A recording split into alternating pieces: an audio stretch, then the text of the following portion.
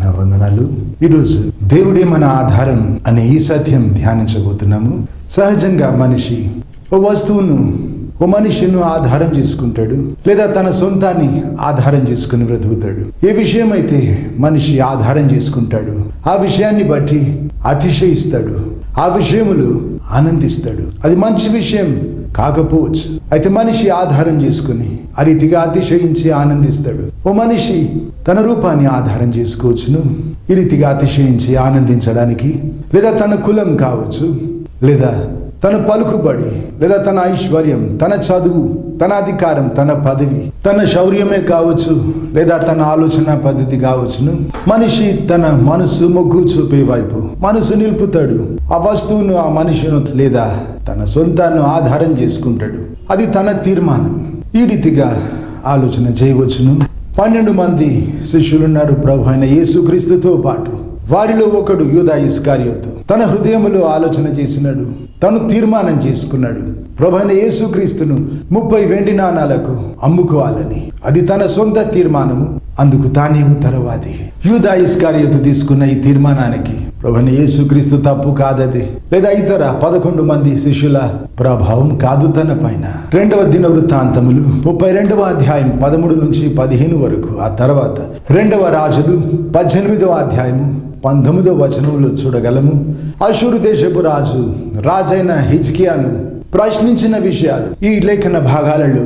ఈ అషూరు దేశపు రాజు అతిశయం గురించి, తన ఆధారము గురించి ఈ విషయాలలో తను ఆనందిస్తాడు. చదవగలము.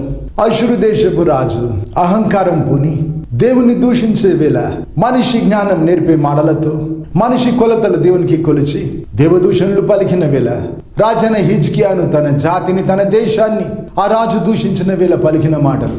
నా పితరులు గతములు ఎన్నో రాజ్యాలు గెలిచినారు, మా దేవతలు ఆ రాజ్యాలు మాకు అప్పగించినారు. ఏ దేవుడు కానీ ఆ దేశాన్ని మా చేతిలో నుంచి తప్పించలేకపోయినారు. కాబట్టి నా చేతిలో నుంచి నీ దేశాన్ని నిన్ను ఎవరు విడిపించగలరు, ఎవరు తప్పించగలరని సవాలు చేసి పలికినాడు, ప్రగల్భాలు పలికినాడు, రంకెల వేసినాడు. ఈ తీరు తన మాటల్లో మనం గమనించగలము. ఈ అషూరు దేశపు రాజుకు తన వంశాన్ని బట్టి అతిశయం, ఆ తర్వాత మా దేశం గొప్ప సామ్రాజ్యం అని తన దేశాన్ని బట్టి అతిశయం, తన సైన్య బలాన్ని బట్టి అతిశయం తనకు. ఆ రాజు పక్షంగా పలికిన తన సైన్యాధిపతులు హిజ్కియా రాజుతో పలికిన మాట, 2000 రౌతులు నీ యొద్ద ఉన్నట్లయితే మా రాజు 2000 గుర్రాలను నీకు ఉచితముగా ఇస్తాడని. అర్థం ఏంటి? నీవెంత, నీ సైన్య బలం ఎంత? సైన్య బలము లేకుండా యుద్ధంలో ఏ తీరు గెలుస్తావు? ఏంటి నీ ధైర్యం? ఎవరిని ఆధారం చేసుకున్నావు, లేదా ఏ విషయం పైన ఆధారపడి ధైర్యంగా ఉన్నావని ప్రశ్నించినారు. 2వ దినవృత్తాంతములు 32వ అధ్యాయము 20వ వచనం, ఆ తర్వాత 21వ వచనంలో ఈ అన్యదేశపు రాజు, అషూరు దేశపు రాజు పలికిన ఈ గర్వపు మాటలకు, పలికిన ప్రతి మాటకు దేవుడు ప్రత్యుత్తరం ఇచ్చినట్టు చదవగలము. ఒక రాత్రి దేవుడు ఒక దేవదూతను పంపించినప్పుడు ఆ దేవదూత ఈ అషూరు దేశపు రాజు సైన్యానికి చెందిన 1,85,000 మంది సైనికులను హతమార్చినాడు ఆ దేవదూత. ఈ రాజు సిగ్గుపడి తిరిగి వెళ్ళిపోయినాడు తన దేశానికి. 1,85,000 మంది సైనికులు చనిపోయినప్పుడు ఈ రాజును చంపలేదు దేవుడు. ఆ రాజు కొరకు దేవుడు పలికిన మాట, తన దేశానికి నేను తనను తీసుకెళ్తానన్నాడు దేవుడు. తన దేశములో తనను వధిస్తానన్నాడు దేవుడు. అక్షరాలు అట్లాగే జరిగింది. తన దేశం గురించి తనకు అతిశయమైతే, తన దేశం, తన సామ్రాజ్యం తనకు ఆధారమైతే, ఆ విషయమందు తను ఆనందిస్తూ ఉన్నప్పుడు తన దేశానికి ఆ మనిషిని తీసుకెళ్లి దేవుడు తన దేశములో చంపినాడు. తన దేవతలను బట్టి ఈ మనిషి అతిశయిస్తూ ఆధారం చేసుకుని వారిని ఆనందిస్తూ ఉంటే, తన దేవత గుడిలో ఉన్నప్పుడు, తన దేవతల గుడిలో ఉన్నప్పుడు చంపబడ్డాడు. తన సైన్య బలం ఈ రాజుకు, ఈ చక్రవర్తికి ఆధారమైతే, అతిశయమైతే, ఆనందమైతే, తన సైన్యాధిపతి తన పక్కకున్నప్పుడు చంపబడ్డాడు. సైన్యాధిపతి దేహ సంరక్షకుడు కూడా. అందుకే ఎప్పుడు రాజు వెంట ఉంటాడు, రాజును కాపాడతాడు. కాబట్టి తప్పకుండా తన దేవతల గుడిలో ఈ రాజు చంపబడ్డప్పుడు తన సైన్యాధిపతి పక్కకు ఉండాలి.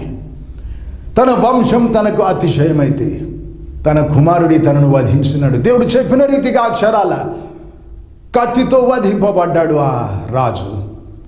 ఈ రీతిగా ఈ అన్య దేశపు అష్షూరు దేశపు రాజు ఒక్కొక్క అతిశయం, ఒక్కొక్క ఆధారం దేవుడు పడగొట్టి నాశనం చేసి ఆ మనిషికి తెలిపినాడు ఏమని?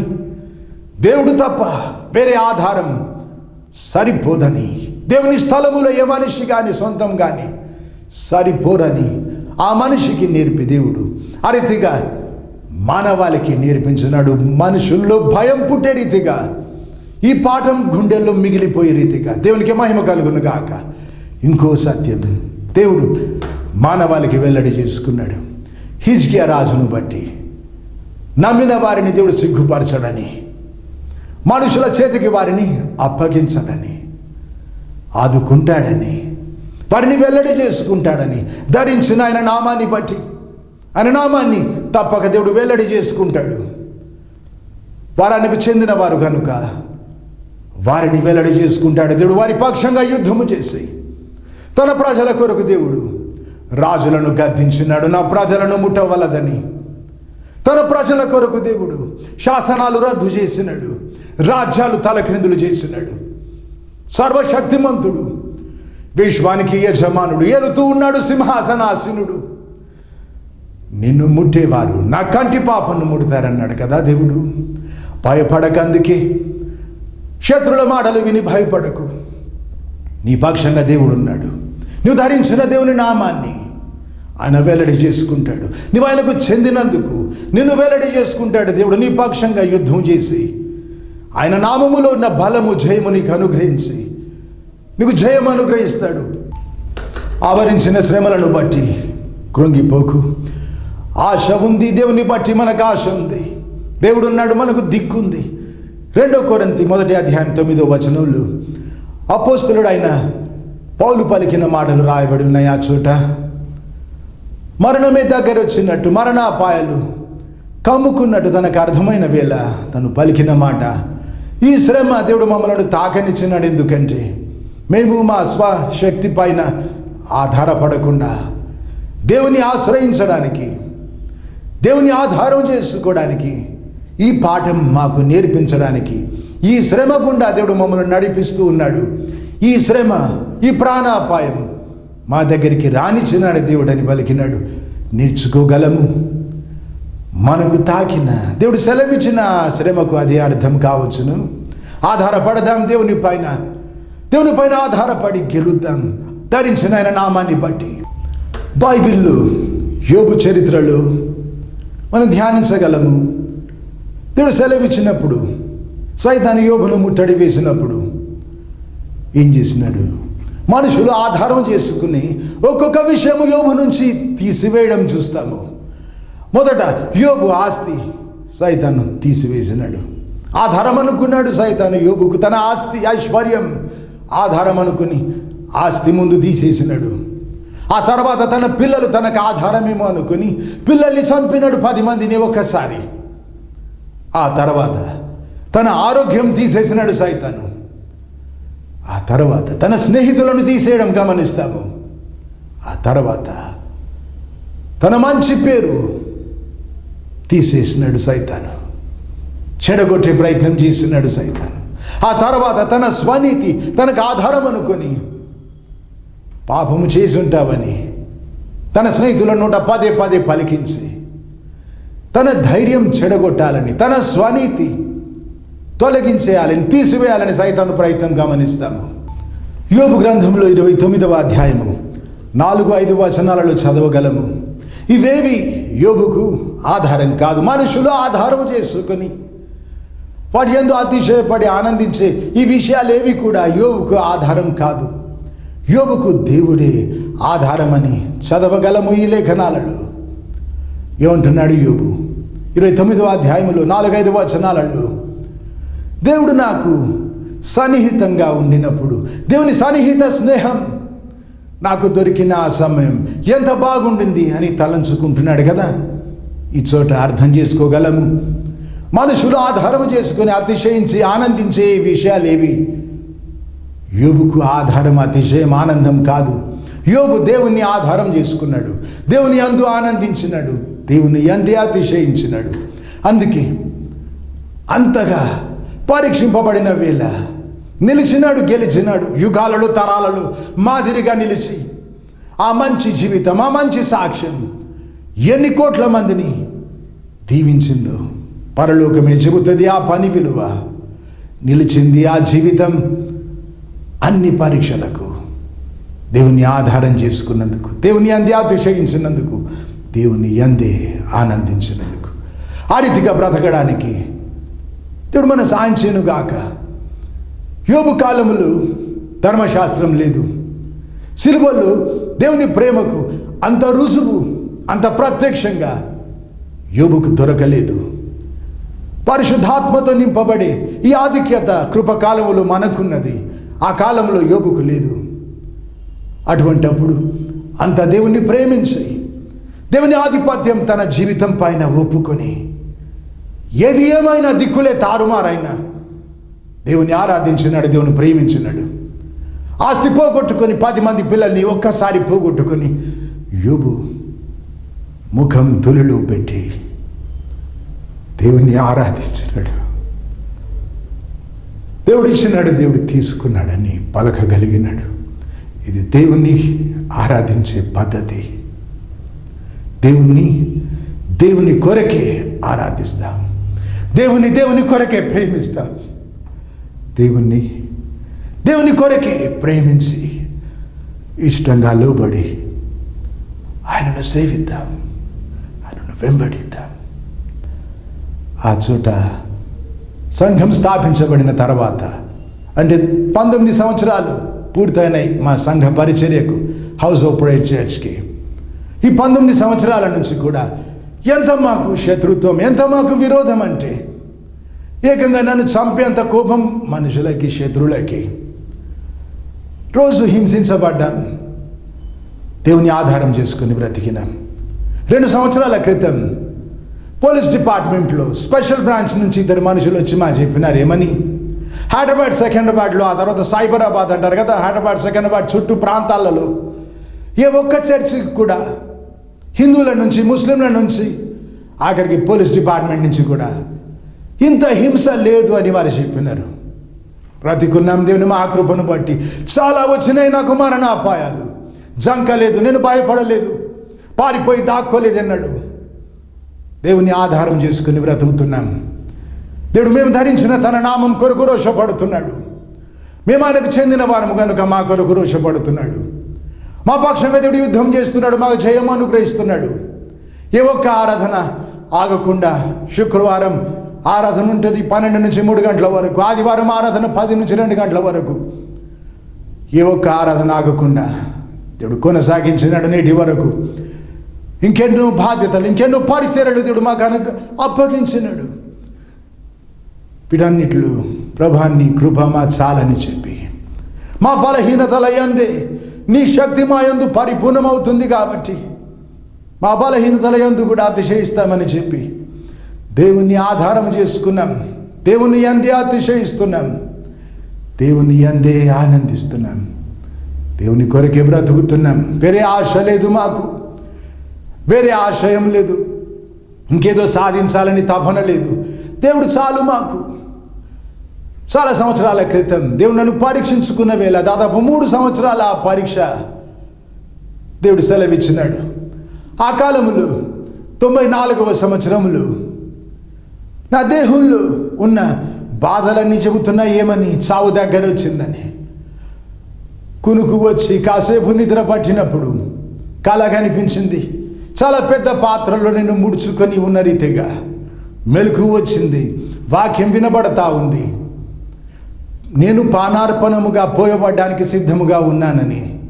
ఏముంటుంది ఆ తర్వాత, నేను వెడలిపోయే కాలము సమీపమై ఉన్నదని అర్థమైంది. చావు దగ్గర వచ్చిందని. కొన్ని గంటలకు మధ్యాహ్నం 2 గంటల సమయంలో దేవుని స్వరం నా ఆత్మలో వినిపించింది, వస్తావా నా కుమారుడా అని. నేను అన్నాను, ప్రభువా రమ్మంటే నేను ఇప్పుడు నీతో ఉండేవాడిని, వస్తావా అని అడిగి నాకు స్వేచ్ఛనిచ్చినావు కనుక నా తండ్రివి, ఆ తీర్మానం నీకు విడిచిపెడుతున్నానని చెప్పినాను. 6 సంవత్సరాల చిన్న వయసు నుంచి ప్రభు మచ్చ లేకుండా బ్రతికే కృపనిచ్చినావు, నీ శక్తినిచ్చి నీకే మహిమని చెప్పినాను. నా భవిష్యత్తు కొరకు నాకు వేరే ఆశ లేదు. నిన్ను కోరుకున్నాను, నీ కొరకు ఆశపడుతున్నాను. నా జీవితం, ఈరోజు నా భవిష్యత్తు, నా నిత్యత్వం నీతో ముడిపెట్టుకున్నాను. నిత్యం నీతో నివాసం ఉండాలని కోరిక తప్ప వేరే కోరిక లేదు నాలో. కాబట్టి ఈ క్షణం తీసుకోవడంలో నీకు మహిమ ఉంటే తీసుకోమన్నాను. సిద్ధం ప్రభు అని చెప్పినాను. ఇంకొంతకాలం భూమి మీద నన్ను ఉంచి నీ సేవలో వాడుకోవడంలో నీకు మహిమ అయితే ఉంచు, నీ చిత్తం అన్నాను. నీ ఉన్నత మహిమ వెతుకుతున్నాను కాబట్టి ఆ వైపు ఈ వైపు నీ చిత్తం. నా తండ్రివి నీవే తీర్మానం చేయమని చెప్పినాను. మా అన్నను పిలిచి చెప్పినాను. ఈ రీతి దేవుడు అడిగినాడు, ఏ వైపు తీర్మానమో నాకు ఇప్పుడైతే తెలీదు. దేవుడు నన్ను తీసుకున్నట్లయితే ఉన్న పాటున నన్ను పెట్టెలో పెట్టి సమాధి చేయమని చెప్పినాను. ఎందుకు? నా కాలంతా కూలిపోయి ఉంటే నన్ను చూసి ఏడుస్తారు కదా మనుషులు. సంతోషంగా నేను దేవుని దగ్గర ఉంటే నా కొరకు ఎందుకు ఏడవాలి? కాబట్టి స్నానం కూడా చేయించొద్దు, నా దేహాన్ని కడగొద్దు, అట్లాగే పెట్టెలో ఉంచి సమాధి చేయమని చెప్పినాను. మా అన్న పెద్దగా ఏడవడం మొదలు పెట్టినాడు. సమయం లేదని అవతల పంపించి తలుపు పెట్టి గొల్లం పెట్టి ప్రార్థన చేసుకుందామని మోకాల మీదకి వస్తుంటే గాఢ నిద్ర నన్ను కమ్ముకుంది. ఆ రీతిగా ఒరిగిపోయినాను. ఎంతోమందిని కలిసి మాట్లాడినట్టు గుర్తుంది కానీ వివరాలు మరిపించినాడు దేవుడు. నా కుమారుడా మేలుకొమ్మని పెద్దగా దేవుడు పలికినప్పుడు మెలకు వచ్చింది. అప్పుడు గమనించినాను 3.5 గంటలు గడిచిపోయినాయి. ఆ సమయం నా దేహం నా అదుపులో లేదు, గట్టిగా అయిపోయింది. క్రమక్రమంగా అదుపులోకి వచ్చింది. ఈ రీతిగా నా ప్రాణం గురించి దేవుడు నన్ను పరీక్షించుకుని అబ్రహాం అని పిలిచినాడు. అంతకుముందు నా పేరు కేడి శామ్యూల్. అలాంటప్పుడు దేవుడు పిలిచిన ఆ పేరు అబ్రహాం అనే పేరు ముందుంచి నా పాత పేరంతా వెనకాల ఉంచినాను. ఆ రీతిగా ఆఫీషియల్గా లీగల్గా ప్రభుత్వంలో నా పేరు మార్చుకున్నాను. అందుకే నా పేరు ఇప్పుడు అబ్రహాం కేడిఎస్. అలనాడు ఆ భక్తులు జరిగించిన విషయాలు చెప్పిన తర్వాత నా జీవితంలో నేను జరిగిస్తే తప్ప వాక్యం బోధించను. మా సంఘం సేవలో సిద్ధపడిన దేవుని సేవకులకు ఆ రీతిగానే నేర్పిస్తాం. జరిగించిన వాక్యమే చెప్పమని, మీ అనుభవాలు జత చేసి చెప్పమని చెబుతాం. దాదాపు 17 సంవత్సరాల క్రితం దేవుడు నన్ను పరీక్షించుకున్న ఆ సమయం, మోకాల పై నుంచి నా పాదం వరకు కుళ్ళిపోయిన ఆ సమయంలో చీలమండ ఎముక చెడిపోయి ఆ చోట రంధ్రం ఏర్పడింది. అడుగు పెడితే రక్తం కారిపోతూ మడుగు కట్టేది. అట్లాంటప్పుడు శవం మీద వాలిన దానికంటే ఎక్కువ ఈగలు వాలేవి. బట్టలు మార్చుకునేప్పుడు చర్మం అంటుకుని వచ్చేసేది. నీళ్ళతో కడుగుతుంటే కుళ్ళిపోయిన మాంసం ఊడిపోయేది నా కాళ్ళ నుంచి. దిక్కుతోచని ఆ సమయం నా శరీరంలో వచ్చిన బాధ గురించి అయితే బైబిల్లో యోబు పలికిన మాటలు పలకగలను. నా బాధ చెప్పడానికి భాష సరిపోదు. దేవునికి తెలుసు పడిన కష్టం.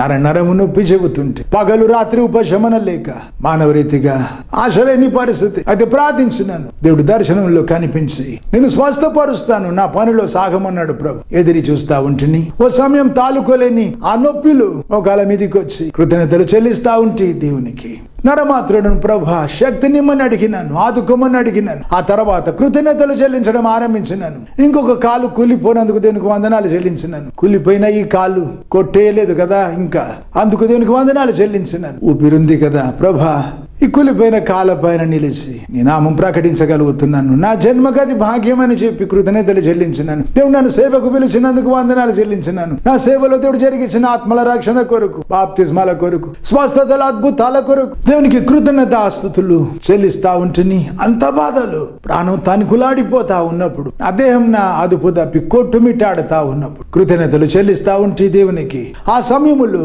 చేతి వేళ్ళు వచ్చి తాకినాయి. ఆ చీలమండ ఎముక ఉండాల్సిన చోట గాయం ఏర్పడిన ఆ చోట, చీలమండ ఎముక చెడిపోయి రంధ్రమున్న ఆ చోట చేతి వేళ్ళు తాకిన స్పర్శకి శక్తి నాలో ప్రవహించింది. ఉలిక్కిపడి చూస్తే దేవుడు అప్పుడే సృజించిన ఆ కొత్త ఎముక కనిపించింది, చీలమండ ఎముక. ప్రభా నా తండ్రి నన్ను ఆదుకోమని ప్రార్థిస్తే దిగి వచ్చినాడు. ఆయన నడిచి వచ్చినాడు, నా కాలు ముట్టినాడు. విశ్వాన్ని మాట పలికి సృజించిన దేవుడు పలికినా నేను బాగుపడేవాణ్ణి, బ్రతికేవాణ్ణి కదా. నన్ను ఎంత ప్రేమిస్తున్నాడు దేవుడు, నన్ను ఎంత ప్రేమిస్తున్నాడు నాకు అర్థమయ్యేటట్టు చేసినాడు కదా. వచ్చి నా కాలు ముట్టి నన్ను స్వస్థపరిచినాడు. నా సేవలు మీ సత్యమ క్రైస్ట్ దాస్ అనే వ్యక్తి వెన్నెముక చెడిపోయి కాలిలో ఏర్పడ్డాయి వెన్నెముకలు. ఆ ఎముకలు అరిగి భూమి మీద పడి ఉంది, చావు కొరకు ఎదిరి చూస్తా ఉంది. అటువంటి సమయంలో దేవుడు నడిపిస్తే వెళ్ళినాను సైదాబాద్ లో తన ఇంటికి.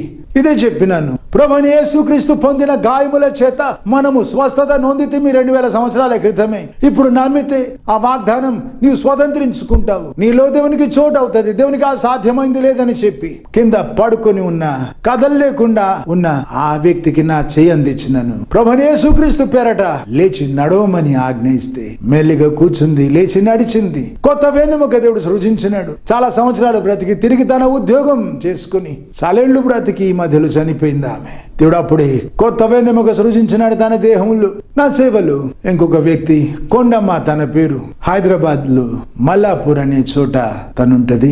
ఆ చోట ఒంగోల్ ప్రాంతం నుంచి పని కొరకు వారు వచ్చినారు. తను వారి బంధువులు చాలా మంది, ఇక తన ఊరికి చెందిన వారు కూడా. అలాంటప్పుడు ఈ వ్యక్తి కుష్ఠరోగంతో కష్టపడుతూ వచ్చినప్పుడు ఆ చేతి వేళ్లు ఊడిపోయి ఉన్నాయి, ఇక చెడ్డ వాసన వస్తా ఉంది. ముట్టి ప్రార్థన చేయడానికి దగ్గరికి వెళుతుంటే నన్ను ముట్టుకోకయ్యా అని దూరం వెళ్తా ఉండేది. నీకు అంటుకుంటది వద్దని చెప్పి ఏడుస్తా ఉండింది. అట్లాగే ఆ చేతులు ముట్టి ప్రార్థించినాక కొన్ని రోజులకి దేవుడు తనను స్వస్థపరిచినాడు, పూర్తిగా స్వస్థపరిచినాడు. చేతి వేళ్లు మళ్ళీ మొలిచినాయి, చేతి గోరులు మళ్ళీ మొలిచినాయి. తన భర్త తనతో తిరిగి కాపురం చేసినాడు. ఈ అద్భుతం చూసి తన బంధువులంతా వచ్చి దేవుని తెలుసుకున్నారు. తన ద్వారా ఒక సంఘం ఏర్పడింది మల్లాపూర్. నా జీవితంలో దేవుడు చేసిన అద్భుతం పంచుకున్నాను. స్పర్శకే తాకి చీలమండ ఎముక క్రొత్తగా దేవుడు సృజించినాడు నా కొరకు. మిసాతమ్మ క్రైస్ దాస్ అనే ఆ వ్యక్తి గురించి తన సాక్ష్యం మీతో పంచుకున్నాను. దేవుడు స్వస్థపరిచినాడు, కొత్త వెన్నెముక అప్పుడే సృజించినాడు. కుష్ఠరోగిగా ఉండి దేవుడు స్వస్థపరిచిన తర్వాత దేవుని సేవకురాలుగా మారిన కొండమ్మ గారి సాక్ష్యం మీతో పంచుకున్నాను. దేవుని నామమే, ఆ నామమందలి విశ్వాసమే, ఆయన వాక్యం నమ్మినందుకు దేవుడు మమ్మలను స్వస్థపరిచినాడు. మనుషుల కల్పితమైన ఈ ఆచారాలు పట్టించుకోకండి.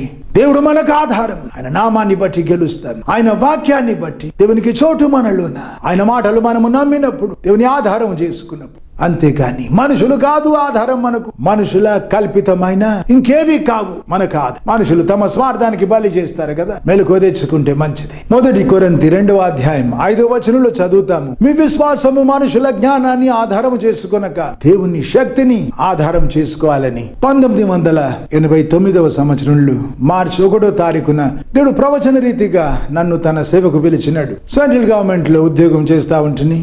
7 సంవత్సరాలు ఉద్యోగం చేసినప్పటికీ ఉద్యోగం చేస్తూ IAS లో సెలెక్ట్ కావాలని సివిల్ సర్వీసెస్ రాస్తా ఉంటుంది. ఆ సమయంలో దేవుడు ప్రవచన రీతిగా నన్ను తన సేవకు పిలిచినాడు. ఉద్యోగం రాజీనామా చేసినాను. ఎట్లాగా ఎప్పుడు ప్రార్థించినాను. ప్రవచన రీతిగా దేవుడు నాతో మాట్లాడగా ఏమన్నాను, ప్రభా సేవకు పిలిచింది నీవు, అట్లాంటప్పుడు నీ దగ్గర నేను చేయి చాపుతాను నా అవసరతల కొరకని. ఆ తర్వాత ప్రభా నీ దగ్గర నేను ఆజ్ఞలు తీసుకుంటానని దేవునితో నిబంధన చేసినాను. తన పిలుపుకు నాకు నిర్ధారణ ఇవ్వాలి దేవుడని ప్రార్థించిన ఆ రాత్రి దేవుడు కళ చూపించినాడు. ఆ కళలో దేవుడు చూపించినవి 20 రోజులలోగా అక్షరాల దేవుడు నెరవేర్చినాడు. ఈ రీతిగా దేవుడు నన్ను సేవకు పిలిచిన ఆ పిలుపుకు నిర్ధారణ ఇచ్చినాడు ప్రభు.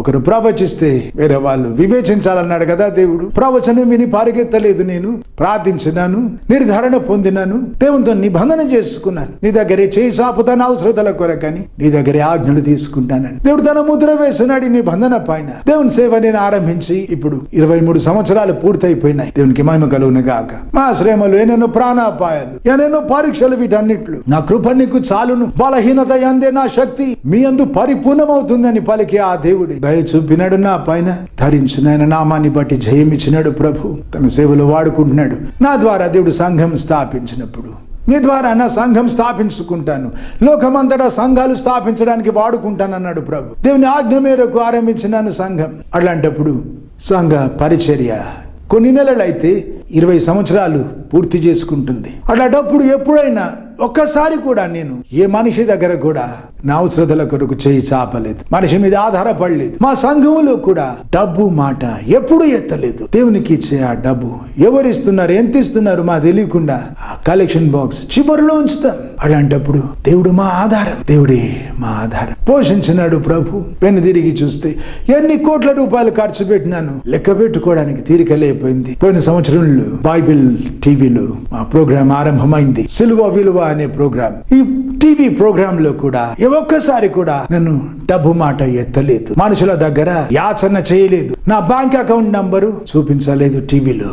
పదే పదే నేను ధరించిన దేవుని నామానికి అది అవమానం, నేను మొక్కే దేవునికి అది అవమానం. అట్లాంటప్పుడు దేవుణ్ణి ఆధారం చేసుకుని ఆరంభించిన సేవ, దేవుణ్ణి అడుగుతున్నాను నా అవసరతల కొరకు, దేవునికి మహిమ కలుగును గాక. నేను సిగ్గుపరచలేదు ప్రభు. ఇర్మియా గ్రంథంలో 17వ అధ్యాయం 5 నుంచి 8 వరకు చదవగలము. నరుణ్ణి ఆశ్రయించేవాడు శాపగ్రస్తుడట, ఎడారిలోని ఆరుహ వృక్షంలాగా ఉంటాడట. అంటే ఏమన్నమాట, ఎందుకు పనికి రాకుండా ఉంటాడు, బ్రతుకు అర్థం పోగొట్టుకుని ఉంటాడు. అట్లాంటప్పుడు దేవుణ్ణి ఆశ్రయించేవాడట నీటి యొద్ద నాటబడిన చెట్టులాగా ఉంటాడట, ఆకు వాడదట, ఫలం ఇవ్వడం ఆగిపోదట అన్నాడు. దేవునికి స్తోత్రం. దేవుని ఆధారం చేసుకుని బ్రతుకుదాం, దేవుని ఉన్నత మహిమ వెతుకుదాం, దేవుని పైననే ఆధారపడదాం. 6 ఏళ్ల చిన్న వయసు నుంచి నేను దేవుని ప్రేమించినాను, దేవుని హత్తుకున్నాను. కొన్ని నెలలు గడిస్తే నాకు 52 సంవత్సరాలు పూర్తవుతాయి. మోకాల మీద బైబిల్ చదివి ధ్యానించినాను. ఆ రీతిగా బైబిల్ 100 సార్లు చదివి ముగించినాను. మీరు నా యందు, నా మాటలు మీ యందు నిలిచి ఉంటే మీ ప్రార్థన వింటానన్నాడు దేవుడు, ప్రత్యుత్తరం ఇస్తానన్నాడు. ఈ రీతిగా ప్రార్థించి ప్రత్యుత్తరాలు పొందడం దేవుని చిత్తం. వాక్యానుసారముగా బాప్తిస్మము గురించి అపోస్తల కార్యాలు 2వ అధ్యాయం 37 నుంచి 39 వరకు చదవగలము. సంఘానికి నాయకునిగా 11 మందితో నిలిచి అపోస్తలుడైన పేతురు పలికిన మాటలు. ఆ చోట మారు మనస్సు పొంది పశ్చాత్తాపడి పాప క్షమాపణ నిమిత్తము ప్రభు అయిన యేసుక్రీస్తు నామములో మీరు బాప్తిస్మము పొందండి, అప్పుడు మీరు పరిశుద్ధాత్మ అనే వరము పొందుతారు అని నేర్పినాడు. ప్రభు అయిన యేసుక్రీస్తు పునరుత్థానుడైన తర్వాత ప్రభు అయిన యేసుక్రీస్తు నామములో మొదటిసారి పాప క్షమాపణ ప్రకటించబడింది. ఈ చోట సంఘానికి పునాది. దేవుడు వంకర వేయడు, పరిపూర్ణుడు. ఈ రీతిగా వారికి నేర్పించినప్పుడు 3000 మంది బాప్తిస్మం పొందినారు. ఆ సమయం ఇది క్రీస్తు సంఘానికి మొదలు, ఆరంభం. అది అపోస్తలుల కార్యాలు 8వ అధ్యాయం 14 నుంచి 17 వరకు ఫిలిప్పు ఇచ్చిన బాప్తిస్మం. ఆ చోట ఏమని చదువుతాం, వారు ప్రభు అయిన యేసుక్రీస్తు నామములో బాప్తిస్మము పొందిరి. పేతురు, యోహాను వారి తల మీద చేతుల నుంచి ప్రార్థించినప్పుడు వారు పరిశుద్ధాత్మను పొందిరి. ప్రభు అయిన యేసుక్రీస్తు నామములో వారు తీసుకున్న బాప్తిస్మము పైన దేవుడు తన ముద్ర వేయడం చూసిన పరిశుద్ధాత్మను అనుగ్రహించి అపోస్తలుల కార్యాలు 10వ అధ్యాయం 48వ వచనములు అపోస్తలుడైన పేతురు ఇచ్చిన బాప్తిస్మం ఈ చోట చూడగలము. ప్రభువైన యేసుక్రీస్తు నామములో మొదటిసారి అన్య జనులకు పాప క్షమాపణ ప్రకటించడానికి అపోస్తలుడైన పేతురును ప్రభు వాడుకున్నాడు. ఎన్నో విధాలను నడిపించి దర్శనం చూపించినాడు ప్రభు. లేఖనాలు జ్ఞాపకం చేసినాడు. తన ఆత్మ ద్వారా మాట్లాడినాడు. దేవుడు పవిత్రపరిచినవి అపవిత్రమని ఎంచొద్దని పరిశుద్ధుల ద్వారా మాట్లాడినాడు. కొన్నెల్లి ఇంట నుంచి వచ్చిన వారు ఆ ఇంటి ఎదుట నిలిచి ఉన్నారు. అప్పుడు దేవుడు తన ఆత్మ ద్వారా చెప్పినాడు వారి వెంట వెళ్ళమని. కొన్నెల్లి ఇంట అపోస్తలుడైన పేతురు రక్షణ సువార్త ప్రకటించి ప్రభువైన యేసుక్రీస్తు నామములో వారు బాప్తిస్మము పొందవలెనని వారికి ఆజ్ఞాపించినాడని రాసుంది. అపోస్తలుల కార్యాలు 19వ అధ్యాయం 5వ వచనంలో భూలోకాన్ని తలక్రిందులుగా చేసిన అపోస్తలుడైన పౌలు ఇచ్చిన బాప్తిస్మం ఈ చోట చూడగలము. ప్రభువైన యేసుక్రీస్తు నామములు బాప్తిస్మం ఇచ్చినాడు ఆయన. గలతీ 1వ అధ్యాయములు అపోస్తలుడైన పౌలు ఏమంటాడు, ఈ సువార్త నేను మనుషుల దగ్గర పొందలేదు, ప్రభువైన యేసుక్రీస్తు నాకు ప్రత్యక్షపరిచినాడు అని చెప్పినాక ఏమంటాడు, ఈ సువార్తకు వేరుగా మేమే గాని ఆకాశము నుంచి అప్పుడే మీ కళ్ళ ముందు దిగి వచ్చిన దేవదూత కూడా ఈ సువార్తకు వేరుగా ప్రకటిస్తూ వాడు శాపగ్రస్తుడు అంటున్నాడు కదా. కాబట్టి ప్రభువైన యేసుక్రీస్తు పునరుత్థానుడైన తర్వాత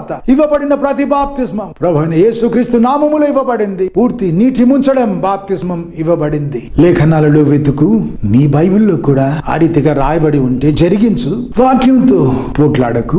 వాక్యంతో పోట్లాడడం దేవునితో పోట్లాడడం కదా దిక్కుంటదా? అప్పుడు దేవునికి మహిమ కలుగును గాక. నా జీవితాన్ని బట్టి, నా సేవను బట్టి దేవుడు నాకు ఆధారం. దేవుని యందే అతిశయిస్తున్నాను, దేవుని యందే ఆనందిస్తున్నాను. ఆ రీతి బ్రతకడానికి నీకు దేవుడు సహాయం చేయను గాక.